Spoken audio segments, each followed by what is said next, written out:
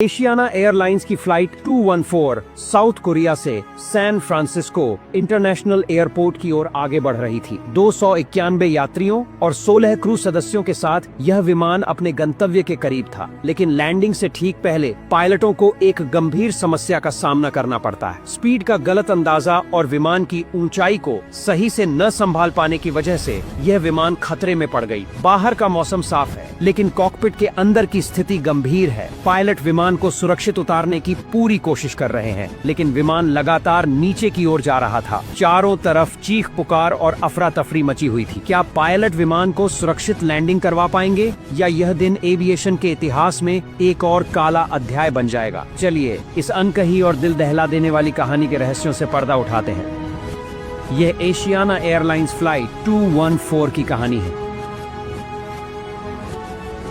6 जुलाई 2013 को 291 यात्री एशियाना एयरलाइंस के बोइंग 777 विमान में सवार होते हैं। एशियाना एयरलाइंस फ्लाइट 214 एक निर्धारित ट्रांस पैसिफिक यात्री उड़ान थी, जो दक्षिण कोरिया के इंचियोन अंतर्राष्ट्रीय हवाई अड्डे से अमेरिका में मौजूद सैन फ्रांसिस्को अंतर्राष्ट्रीय हवाई अड्डे के लिए जा रही थी। इस विमान को स्थानीय समयानुसार शाम 6 बजे उड़ान भरनी थी। विमान में कुल 291 यात्री और 16 क्रू सदस्य सवार थे, जिनमें 12 फ्लाइट अटेंडेंट्स और 4 पायलट शामिल थे। इस विमान में आधे चीनी नागरिक थे। इसके अलावा 77 कोरियाई, 61 अमेरिकी नागरिक और अन्य कई देश के लोग भी इस विमान में सवार थे। इस फ्लाइट के सामान्य रहने की उम्मीद थी, क्योंकि एशियाना एयरलाइंस का सुरक्षा रिकॉर्ड अच्छा था और बोइंग 777 एक भरोसेमंद और तकनीकी रूप से उन्नत विमान था, जो अभी तक किसी बड़े हादसे का शिकार नहीं हुआ था। यह फ्लाइट 49 वर्षीय कैप्टन ली जंग मिन की कमान में थी,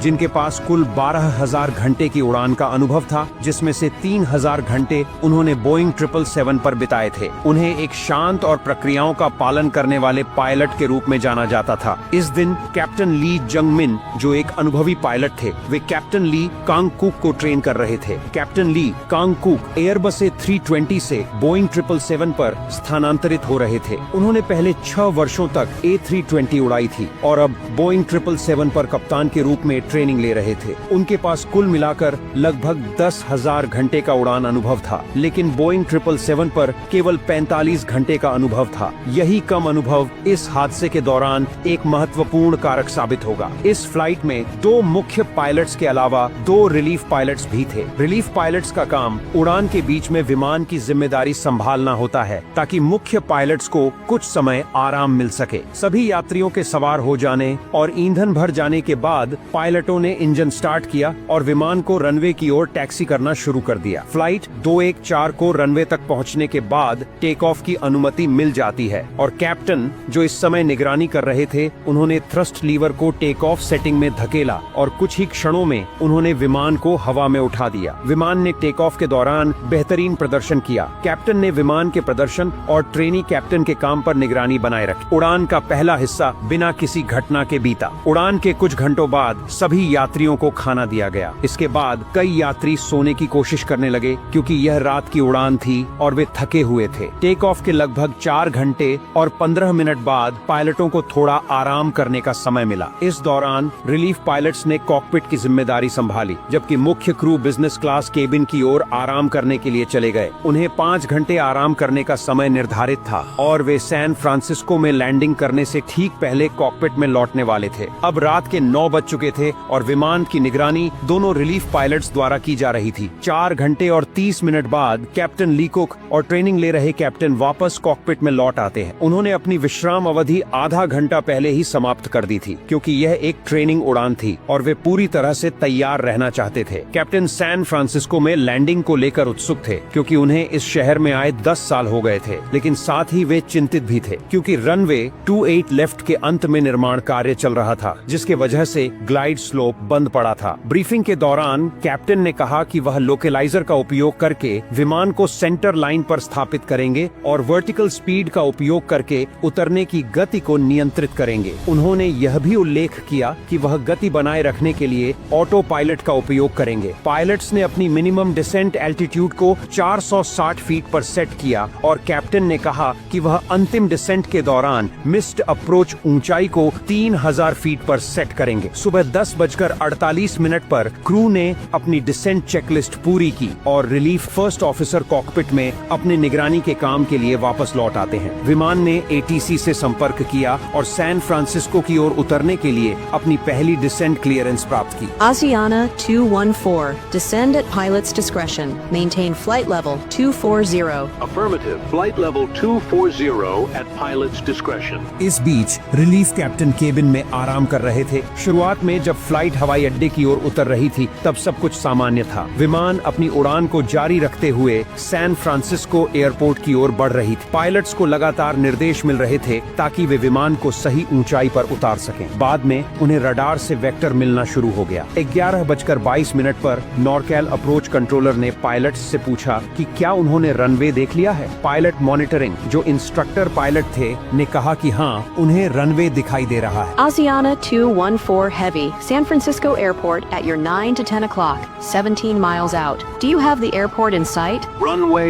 in sight. इसके बाद कंट्रोलर ने उन्हें रनवे 28 लेफ्ट के लिए विजुअल अप्रोच की अनुमति दे दी। Asiana 214 Heavy, turn left to heading 310. Cleared for the visual approach to runway 28 left. Roger. Cleared to land runway 28 left, Asiana 214. इस समय विमान 6300 फीट की ऊंचाई पर था और 211 नॉट्स यानी कि 390 किलोमीटर प्रति घंटे की रफ्तार से नीचे आ रहा था। पायलट फ्लाइंग जो विमान उड़ा रहे थे उन्होंने पायलट मॉनिटरिंग से कहा कि वे लोकेलाइजर को आर्म करेंगे। इसका मतलब था कि वे विमान को सही ट्रैक पर लाने के लिए लोकेलाइजर को सेट करेंगे। पायलट मॉनिटरिंग ने कहा चेक, यानी सब कुछ ठीक। इसके बाद दोनों ने तय किया कि अगली ऊंचाई 3100 फीट होनी चाहिए क्योंकि यह आरएनएव पॉइंट जिसे हेमन कहते हैं के ऊपर की न्यूनतम ऊंचाई 3100 फीट थी। आरएनएव पॉइंट्स विमान के लिए रास्ते के संकेत होते हैं जो बताते हैं कि किस जगह पर कितना नीचे उतरना है या किस दिशा में उड़ना है ताकि विमान लैंडिंग से पहले सही पोजीशन में आ सके। जब विमान रनवे से लगभग 28 किलोमीटर दूर था तब लोकलाइजर को कैप्चर कर लिया गया और विमान 5300 फीट की ऊंचाई से नीचे उतरने लगा। उन्हें रनवे 28 लेफ्ट की ओर विजुअल अप्रोच के लिए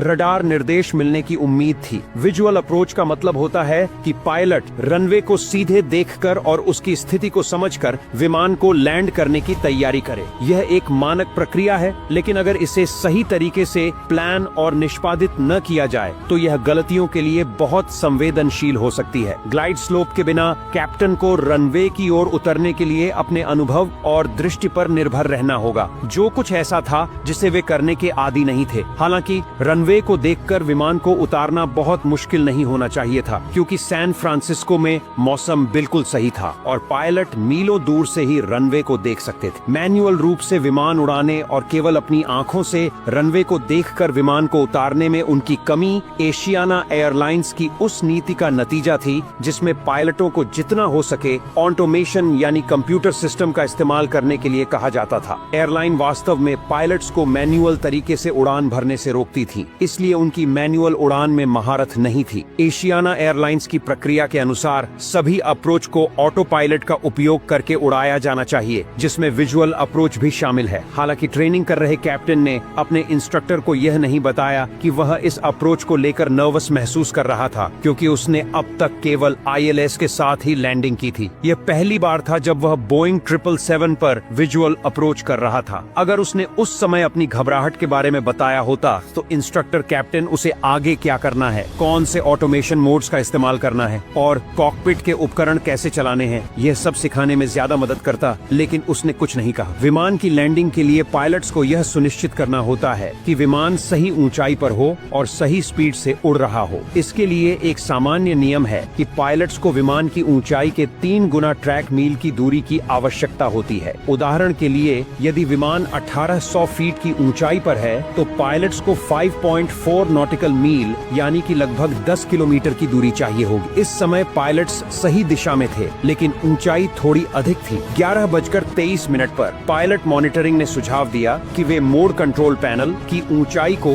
1800 फीट पर सेट करें और धीरे धीरे उस ऊंचाई तक विजुअली नीचे उतरे। यह 1800 फीट की ऊंचाई डुएट नामक पॉइंट के ऊपर थी, जो लैंडिंग से पहले का अंतिम बिंदु भी था। पायलट फ्लाइंग जो विमान उड़ा रहा था ने इस सुझाव से सहमति जताई और MCP पर 1800 फीट सेट किया। इसके बाद फ्लैप्स 1 की मांग की गई ताकि विमान धीमी गति से उतर सके। हालांकि हालांकि इस मोड में स्पीड को सही तरीके से नियंत्रित नहीं किया जा सका। एयर ट्रैफिक कंट्रोल ने पायलट्स से कहा कि वे रनवे से 5 नॉटिकल मील की दूरी तक विमान की गति 180 नॉट्स पर बनाए रखें। Asiana 214 Heavy, reduce speed to 180 knots and maintain until a 5-mile final. There is traffic behind and to your right, which has you in sight. Pilot flying ने स्पीड कम करने के लिए लेवल चेंज मोड का उपयोग किया, जिसमें विमान की नाक ऊपर उठ जाती है और वर्टिकल स्पीड कम हो जाती है। इस बदलाव के कारण विमान की गति घटकर 900 फीट प्रति मिनट से 300 फीट प्रति मिनट हो गई, जिससे विमान लैंडिंग के सही ट्रैक से ऊपर चला गया। मुख्य कैप्टन ने ट्रेनी कैप्टन से कहा कि वे फ्लैप्स को 5 डिग्री तक कम कर दें, लेकिन उस समय विमान इतनी तेजी से उड़ रहा था कि फ्लैप्स को 15 डिग्री पर सेट करना सुरक्षित नहीं था। इसलिए कैप्टन को फ्लैप्स को कम करने से पहले कुछ समय इंतजार करना पड़ा। यह पहली छोटी गलती थी, जिससे यह साफ हुआ कि पायलट्स अपने विमान को ठीक से नियंत्रित नहीं कर पा रहे थे। कॉकपिट में एक छोटा उपकरण होता है जिसे वर्टिकल पाथ इंडिकेटर कहते हैं। यह दिखाता है कि विमान सही ऊंचाई पर है या नहीं। इस समय पायलट ने इस उपकरण को नहीं देखा, जो विमान को 900 फीट ऊंचा दिखा रहा था, जो कि बहुत ज्यादा है। कुछ समय बाद लैंडिंग गियर को नीचे कर दिया गया, जिससे ड्रैग बढ़ा और विमान की गति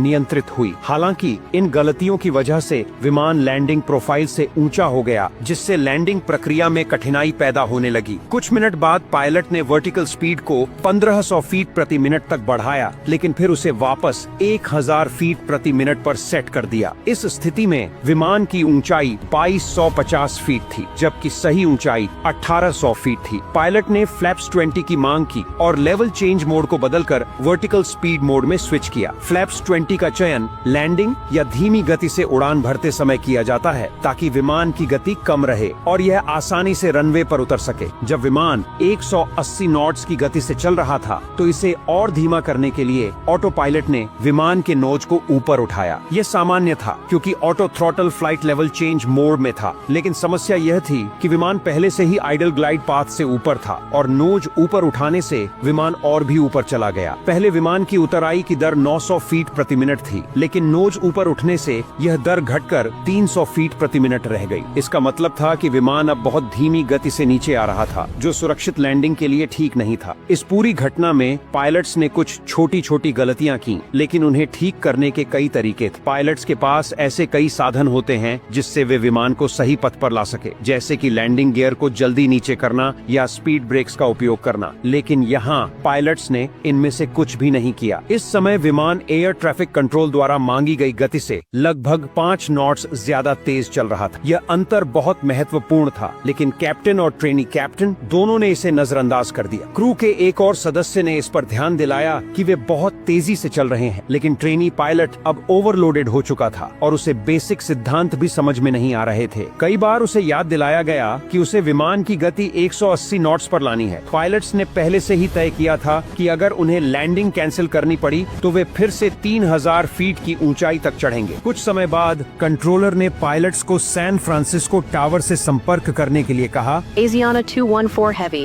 contact San Francisco Tower on 120.5. Contacting San Francisco Tower on 120.5. Asiana 214, good day.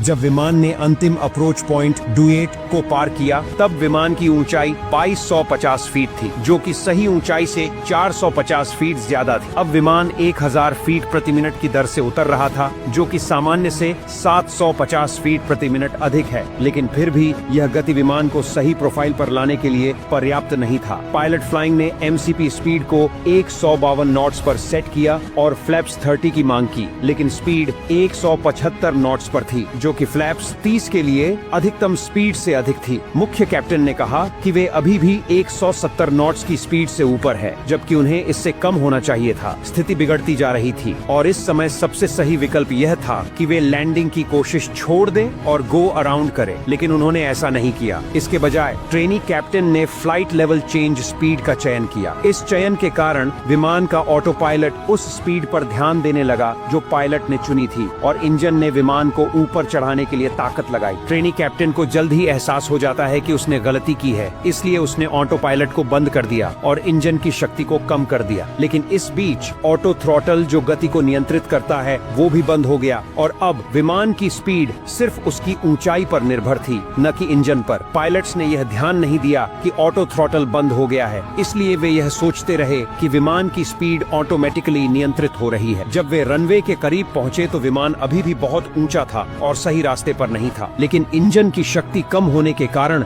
विमान की स्पीड भी कम हो गई थी। पायलट्स ने विमान के सामने की खिड़की से देखा कि 4 सफेद लाइट्स जल रही थी, जो दिखाती हैं कि वे सही लैंडिंग पथ से बहुत ऊपर थे। इस पूरी स्थिति में अगर पायलट्स ने समय रहते ध्यान दिया होता या सही फैसला लिया होता तो शायद यह हादसा नहीं होता। पैसेंजर कैबिन में कोई भी यह नहीं जान सकता था कि कुछ गड़बड़ हो रही है, क्योंकि विमान का अप्रोच पूरी तरह से सामान्य लग रहा था। जब विमान खाड़ी के ऊपर से गुजर रहा था तो ट्रेनी कैप्टन ने फ्लाइट डायरेक्टर्स को बंद करने का निर्देश दिया, जो कि एशियाना एयरलाइंस की सभी विजुअल अप्रोच के लिए मानक संचालन प्रक्रिया थी। लेकिन यहाँ पर मुख्य कैप्टन ने एक छोटी लेकिन गंभीर गलती कर दी। आमतौर पर दोनों फ्लाइट डायरेक्टर्स को बंद करके फिर से चालू किया जाता है ताकि ऑटो थ्रॉटल होल्ड से स्पीड मोड में आ जाए और सही थ्रस्ट सेटिंग कर सके। लेकिन मुख्य कैप्टन ने सिर्फ ट्रेनी कैप्टन के फ्लाइट डायरेक्टर को बंद किया और अपना नहीं किया। इसका नतीजा यह हुआ कि थ्रस्ट लीवर आइडल पर रह गया, जिससे विमान को पर्याप्त पावर नहीं मिली और उसकी गति कम हो गई। विमान जब 1000 फीट से नीचे उतर रहा था तब मुख्य कैप्टन ने टिप्पणी की